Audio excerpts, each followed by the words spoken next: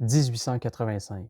Un métis est pendu à Regina. Cette exécution est à l'origine du plus vieux parti politique de l'histoire du Québec. Le Parti libéral du Québec naît en 1867, la même année que le Canada. Mais pendant 20 ans, ils vont rester dans l'ombre du Parti conservateur, jusqu'à ce qu'un homme transforme une tragédie en victoire politique. Revenons un peu dans l'histoire.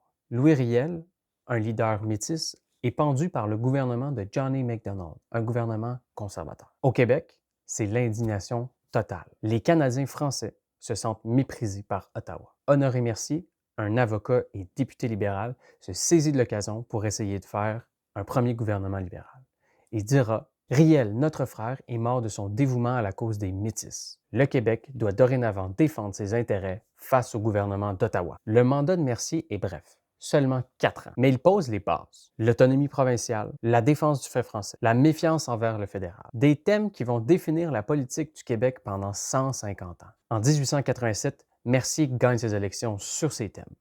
Mais ces thèmes portent en eux les germes de la plus grande crise que va connaître le Parti libéral du Québec. Une contradiction qui va hanter le PLQ pendant 150 ans. Peut-on vraiment défendre les intérêts du Québec et rester fédéraliste? Dans la prochaine capsule, je vous explique comment Lomergouin transforme le Parti libéral du Québec en machine à gagner.